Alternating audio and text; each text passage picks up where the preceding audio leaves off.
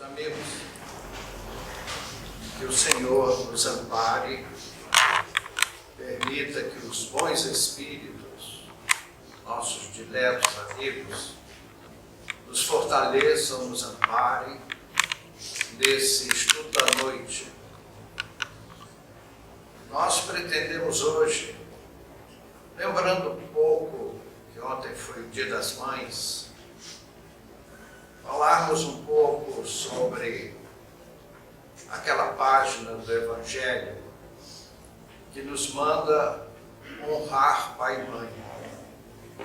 Honrai a vosso pai e vossa mãe, para que tenhais uma vida longa na terra que o vosso Deus vos dará. Às vezes nós procuramos no Evangelho esse texto e acabamos não encontrando, mesmo porque ele não está no Novo Testamento. Ao Novo Testamento, ou no Novo Testamento, encontramos referências, mas esse texto está no capítulo 20 do livro do Êxodo de Moisés. O povo israelita estava naquela jornada que levou muitos anos em direção à terra prometida pelo Espírito de Jeová. O Espírito de Jeová era o Espírito guia daquele povo.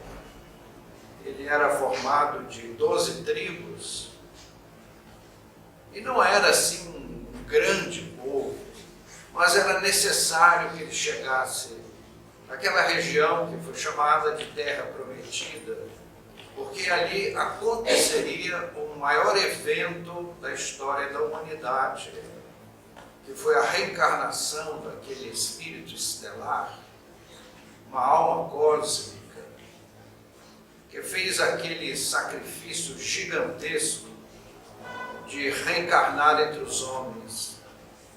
Com todo respeito, é como se nós fôssemos chamados a reencarnar entre os sapos num brejo para levar uma mensagem. Ou achar lá um pouco, ensinando uma boa conduta aos sapos. É mais ou menos a diferença formidável, inimaginável de Jesus até nós. Ele fez essa viagem vibratória que o nosso cérebro não consegue conceber, para reencarnar entre os homens e trazer uma mensagem salvadora. Não aquela salvação comercial que vemos por aí. Salvadora no sentido da reforma espiritual do homem terreno, para que ele possa assumir o seu desenvolvimento espiritual e marchar para as estrelas sob as bênçãos do Cristo. Então essa passagem é muito interessante e até coincidente com o Dia das Mães, que sem dúvida é um dia comercial. Quem inventou o Dia das Mães foi o comércio, mas nós embarcamos no evento comercial e procuramos fazer alguma boa coisa. Moisés, na verdade, nos trouxe o Decálogo, que está no capítulo 20 do livro do Êxodo. E no quarto capítulo é o quarto mandamento das leis de Deus. Nós diríamos que divino, celeste, são os 10 mandamentos da obra de Moisés. Agora, Moisés era um espírito de um pulso muito firme. E para conduzir aquele povo pelo deserto, não era fácil. Nós hoje temos, ao sair daqui, uma cama quentinha nos esperando em casa, água corrente, sanitário, fogão a gás, TV de plasma. Vai por aí. Aquele povo estava no deserto nômade, em direção a uma região que a rigor não sabia onde era. Então, humanas eram as mais precárias. Então era um povo rude, rústico, num ambiente também rude e rústico. Então, as leis de Moisés, tirando o Decálogo, que hoje estudamos o seu capítulo 4, honrai ao vosso pai e à vossa mãe, para terdes um período longo na terra que o Senhor, o vosso Deus, vos dará, que era a terra prometida. As demais leis de Moisés eram leis civis, que o condutor férreo, que era Moisés, atribuiu às suas determinações como ordem divina. E aí nasceu a chamada Palavra de Deus. Era a palavra do profeta, era a palavra do homem condutor. Porque há inumeráveis leis mosaicas, nada tem de divino. Só um exemplo prático. Quando um animal de um certo hebreu invadia a pastagem do outro hebreu, então dizia a lei de Moisés, aquele animal seria sacrificado em praça pública e ninguém comeria da sua carne. O que tem de divino nisso? É uma lei civil. Porque para aquele povo, pastor, perder um animal é um custo terrível, era um enorme prejuízo. E como o pasto era mirrado, porque era uma região desértica, também era um prejuízo um animal ir pastar no quintal do outro. Então nós vemos aí uma separação bem expressiva entre o que era divino, que é o Decálogo, que são os 10 mandamentos da lei mosaica, e as demais leis.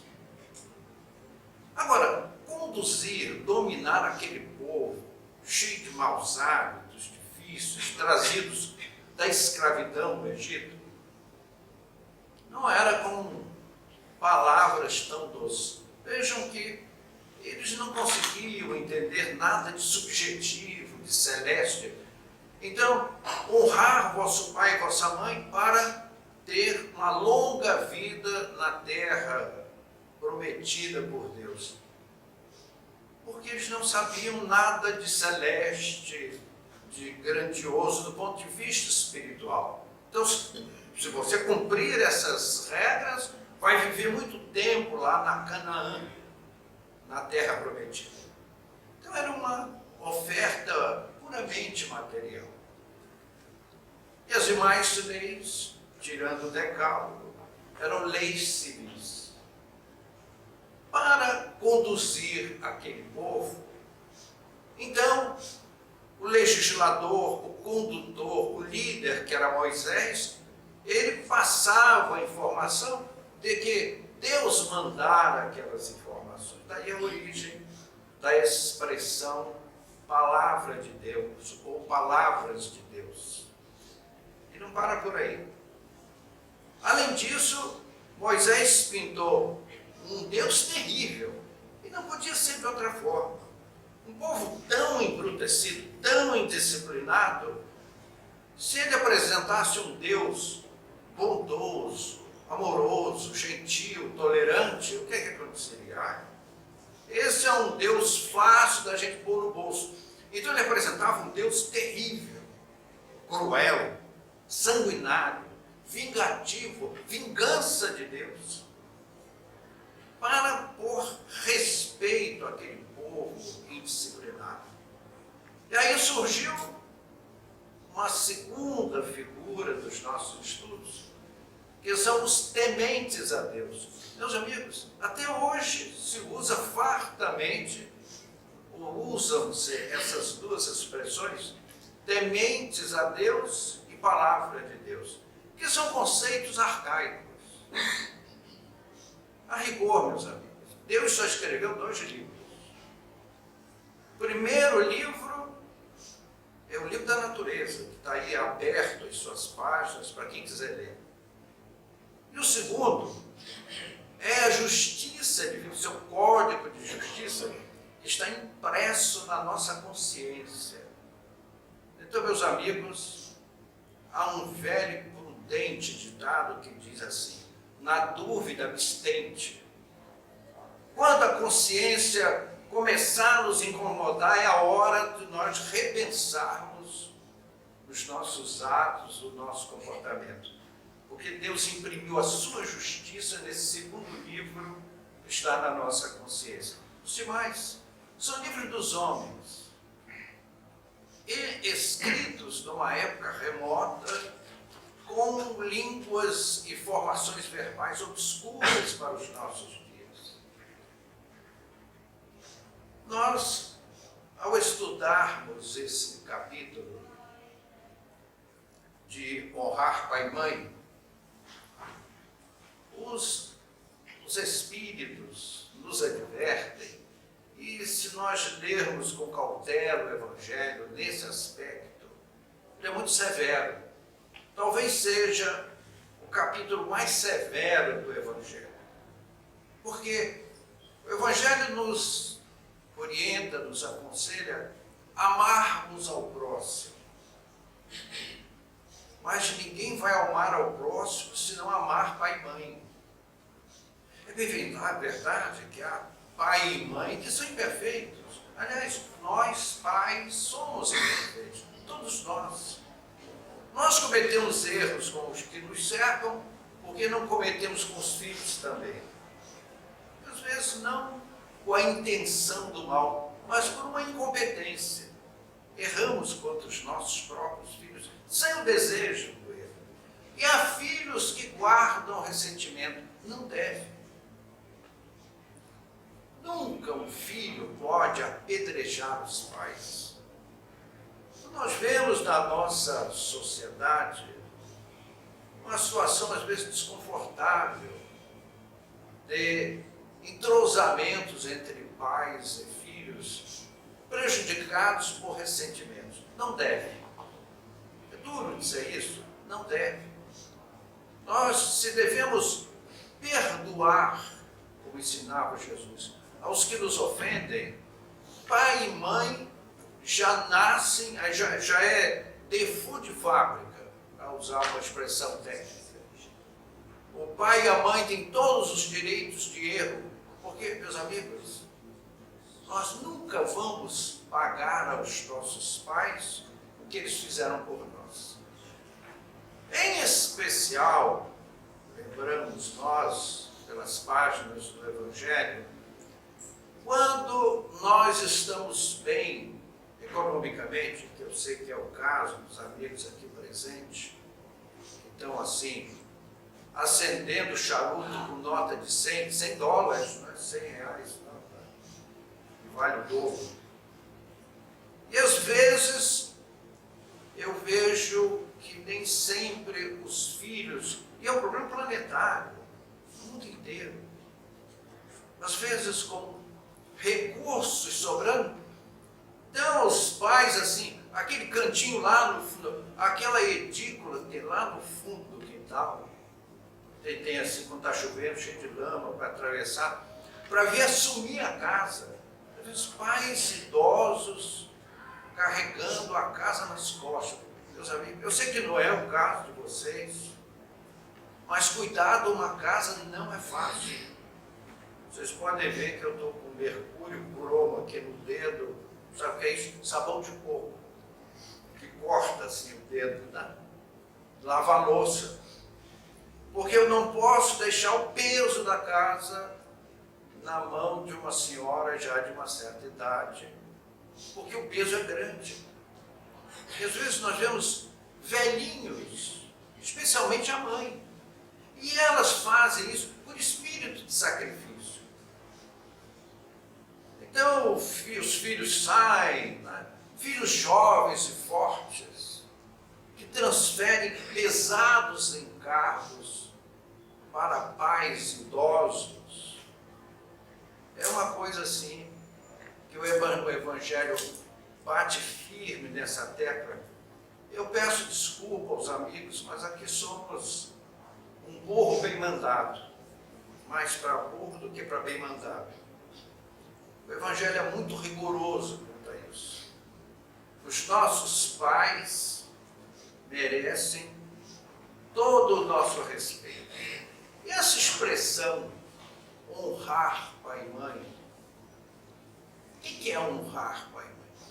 Aí nós batemos novamente no problema da língua, das expressões idiomáticas daquela época remota, e de uma série de traduções e retraduções que foram adaptando para a validade de certos dogmas.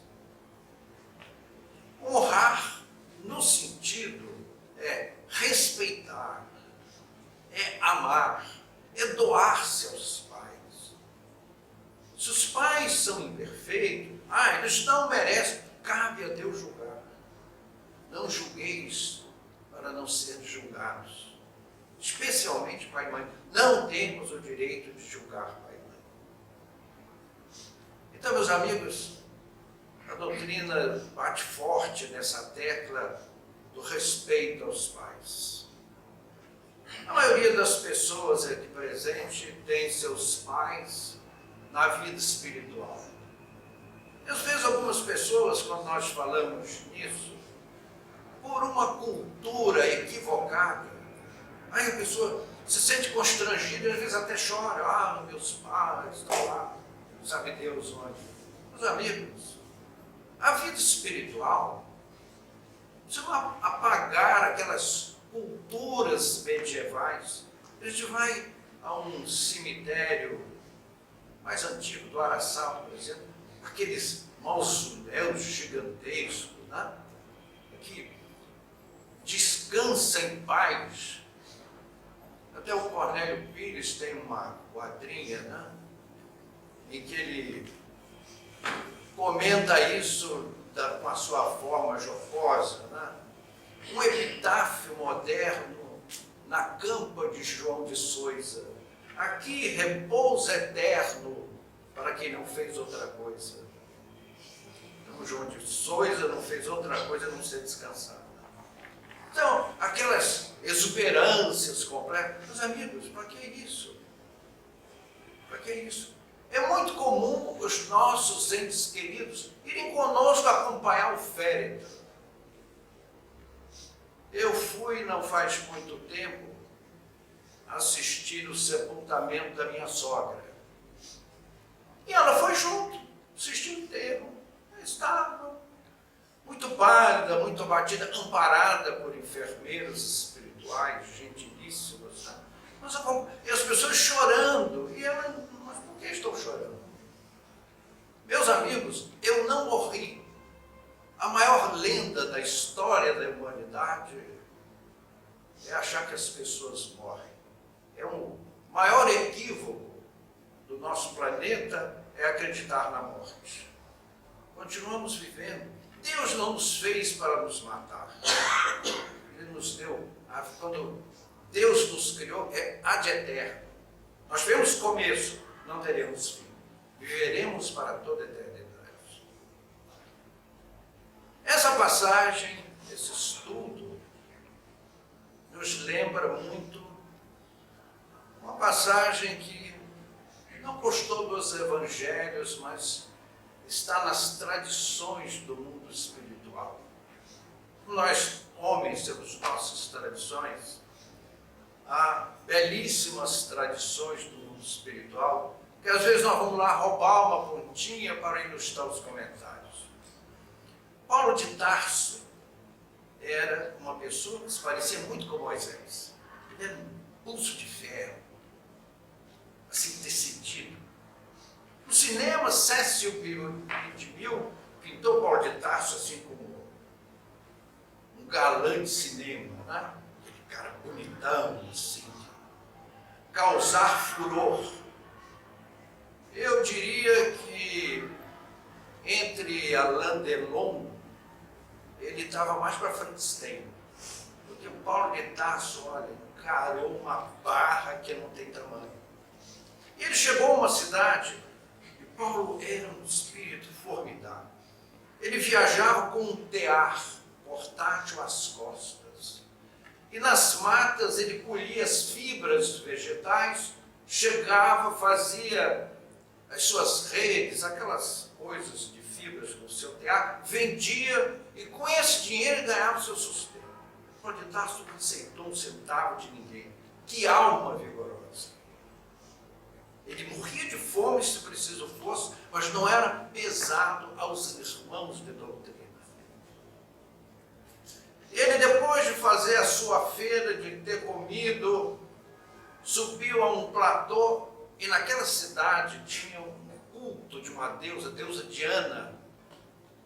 Então eles faziam desde Dianinha até Dianone, imagens, que aquilo era vendido no Império Romano e tinha um grande valor.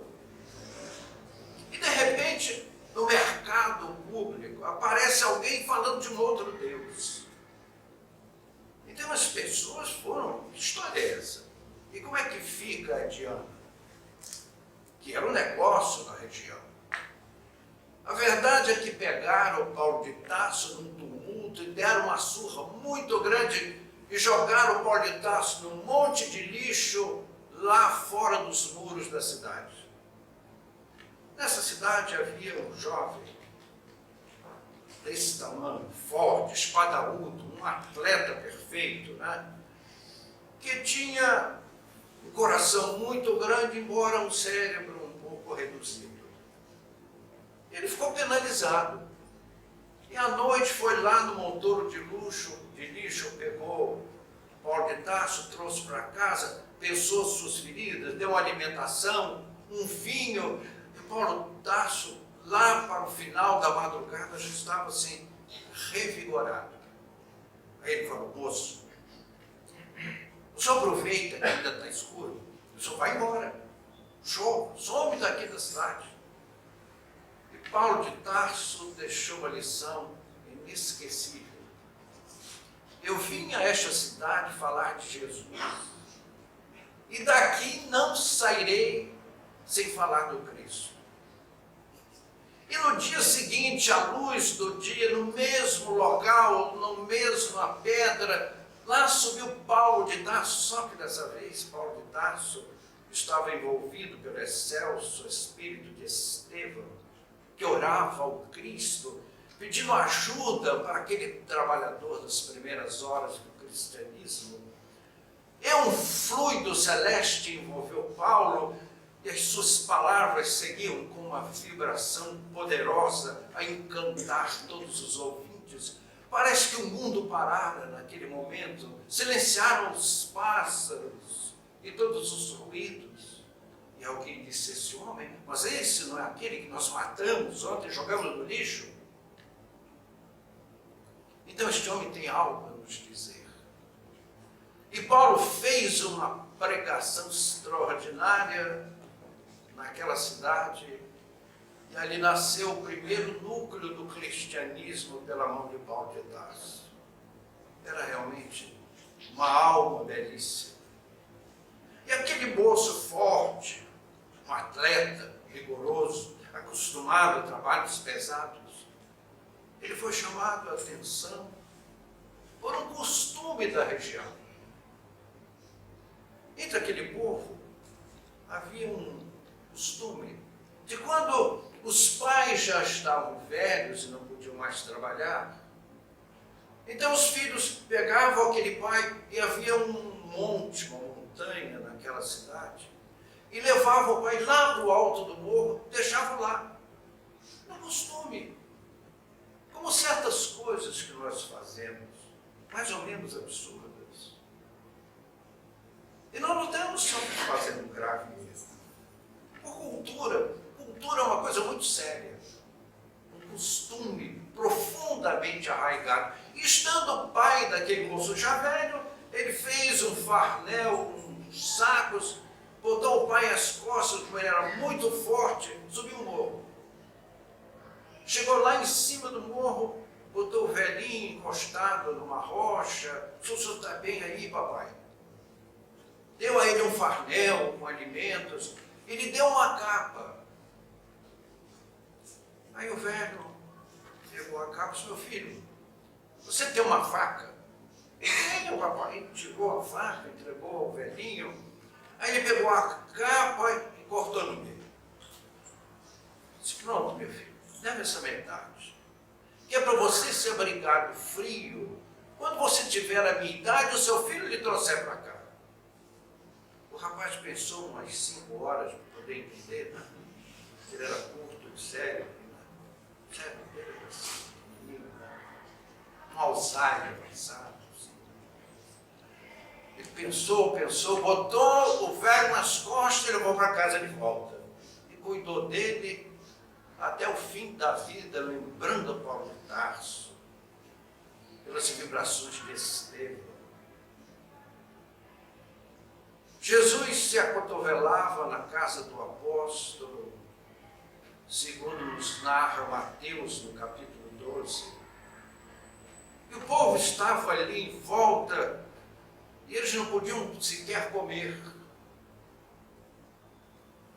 Então, alguém disse, Senhor, tua mãe e teus irmãos estão aí à porta e querem te levar. Alegam eles que tu perdestes o espírito. Aí nós esbarramos na linguagem arcaica. Aquela época, perder o espírito era ficar imbecilizado, enlouquecer. É por isso que nós precisamos, no estudo do Evangelho, saber separar o espírito da letra. Senhor, teu pai, tua mãe e teus irmãos aí estão para te levar. Vejam só, amigos, ninguém mais honrou pai e mãe do que Jesus. Uma alma excelsa como Cristo haveria de ter, especialmente por Maria, um amor infinito. Ela foi o Espírito que concordou em receber no seu próprio ventre a reencarnação de Jesus. Porque, meus amigos, surgem alguns conceitos de que Jesus era fluídico. Então, a crucificação teria sido um engodo. Ele era fluídico. Então, a crucificação foi uma fantasia? Absolutamente. Meus amigos, nenhum espírito como Maria iria querer alguma forma de privilégio, a não ser mãe, como são todas as mães do mundo, assumir todas as responsabilidades, a dificuldade da pelve, como excretor daquela cabeçorra do bebê, desproporcional, suas experiências duras da mãe, que após o parto ama o rebento, que passa a ser um pedaço da sua própria alma. Então, meus amigos, Maria tinha por Jesus o amor materno, mas não compreendia sua missão. Nenhum dos irmãos, dos muitos irmãos de Jesus, porque Maria era uma mulher jovem, bela, saudável, e José também. Não, José era um homem idoso, conversa fiada. Isso é para ajeitar as coisas. Como se a gestação, a procriação, o sexo, fosse crime. Maria honrou o sexo, honrou a maternidade, como todas as mulheres dignas deste mundo. Então Jesus, se fosse saísse e deixasse os seus sofredores para se acomodar na estrutura familiar, abandonando a missão, todos nós perderíamos. O Evangelho não estaria às nossas mãos na atualidade. E não é só no ambiente terreno, meus amigos. Muitas pessoas pensam que o Evangelho está aqui na mão dos homens. Ele é pregado, é ensinado, é discutido, é aprendido nas colônias espirituais do Brasil. Com cerca de 200 colônias espirituais, acomoda uma multidão imensa de espíritos estudiosos do Evangelho. E Jesus relegaria ao amanhã toda a sociedade terrestre de forma alguma. Então ele deixou, como ele aproveitava todas as oportunidades para nos trazer grandes missões. Foi o que Jesus nos disse. Quem é meu Pai quem é minha mãe, quem são meus irmãos. Eis aqui a minha mãe e os meus irmãos, todos aqueles que cumprem a vontade de Deus, esses são meus pais, minha mãe e meus irmãos. Aparentemente, é uma colocação do Senhor que contradiz a sua bondade, o seu respeito pela mãe, pelos irmãos. Mas Jesus estava nos dando uma grande lição, a primeira grande lição, que ele não poderia abandonar a humanidade, que precisava das lições do Evangelho para seguir do conforto doméstico, sob os carinhos de Maria. E por outro lado, Jesus aproveitou para separar as duas famílias, a família humana da família espiritual. Meus amigos, os corpos procedem dos corpos, mas os espíritos não. Então a nossa vida material, familiar, geralmente são espíritos amigos que chegam para uma vivência comum, para os ajustes de conta do ontem. Mas nem sempre são aqueles espíritos que mais amamos.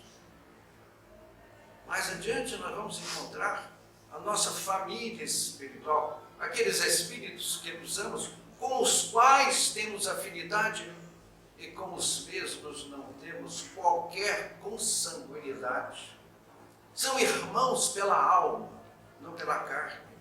Essa foi a lição de Jesus, para que nós entendêssemos a diferença entre a família espiritual e a família material. Meus amigos, este é um ponto dos mais palpitantes quando estudamos essa questão da consanguinidade, das experiências terrestres. Nós somos chamados a lutas enormes na vida familiar. Como diz aquele ditado quase jocoso, família muito unida no porta-retrato, não é isso? Quando você vê lá aquele retrato de família, todo mundo sorridente, né? Mas assim, faz pose. Mas a realidade nem sempre é assim. Por que razão? Meus queridos amigos, todos nós queremos que o planeta terrestre seja uma colônia de férias. Nós amamos o turismo, queremos esparecer os nossos espíritos, mas a vida na Terra é uma vida dura, de lutas enormes, e que começa no lar. É muito fácil ser simpático nos momentos festivos, por 20 minutos. Você vai, encontra os amigos numa festa, beijos e abraços, cumprimentos, só trivialidades, só coisas suaves. E gastamos horas nessa experiência. Mas embaixo do teto da nossa casa, ali é que está a dura luta. Lá, na vida social, nós falamos amenidades, somos suaves, simpáticos, por 20 minutos, que não sabe de nada. Difícil é dentro de casa. Aí, diz um ditado matuto, é onde a porca torce o rabo. Viver com simpatia, com generosidade. Nós vemos os irmãos, você já viu que são os irmãos? Um singalfinho, não é isso? Principalmente os irmãos pequenos, adolescentes, meu Pai do céu. Nós temos que orar muito em nossas casas. Porque esses são espíritos adversos, que vêm de um passado se reajustarem sob o mesmo teto. E nos cabe a nós, pais, a orientação, especialmente nós, pais espíritas. reconhecemos as realidades espirituais, nós sabemos exatamente o que estamos fazendo na terra. Então, meus amigos, dar um bom dia dentro de casa, um sorriso, um abraço, nem sempre é fácil. Porque dentro de casa, nós não temos cerimônia. Não é isso? Quando nós encontramos os vizinhos, os amigos, a educação social nos manda acender aquele sorriso 527. Não é isso? Mas dentro de casa não. A intimidade com os entes queridos nos permitem acordar assim de cara feia. Aí depois você chega no escritório, liga para casa e pede desculpa. Olha, eu não estava zangado, não, aqui. Eu estava com um pouco de frio, né? Então, meus amigos, o lugar mais difícil, mas porém mais necessário, mais oportuno, é o nosso lar. Os nossos pais idosos. Meus amigos, quantos pais vêm do mundo espiritual assistir esses comentários de hoje? E muitas vezes nos dizem, pode falar da minha experiência, meu irmão. Mas nós temos que respeitar a cultura terrestre. Aqueles irmãos que foram lá para o Araçá, eles devem ficar lá bem guardadinhos, aquele descanso eterno que o Cornélio Pires se refere. Não podemos, às vezes, desrespeitar essa cultura. Mas esses irmãos, já o dissemos e repetimos, eles ficam felicíssimos com a nossa presença embaixo desse teto, com esses irmãos esclarecidos que vêm trazer as suas luzes para o nosso entendimento. Um amor verdadeiro, um amor espiritual. Não é um amor material, não é um amor da carne, mas um amor do coração, da alma profunda. Que possam, portanto, os nossos pais, o vosso pai, a vossa mãe, que já demandou a pátria espiritual e que vem confraternizar conosco nessa noite, trazendo o seu notável carinho, que possamos todos nós, sob as bênçãos de Jesus, nos congraçarmos, nos congregarmos nesta noite, sob a égide do Cristo. O Senhor nos abençoe, nos guarde, nos dê a sua paz.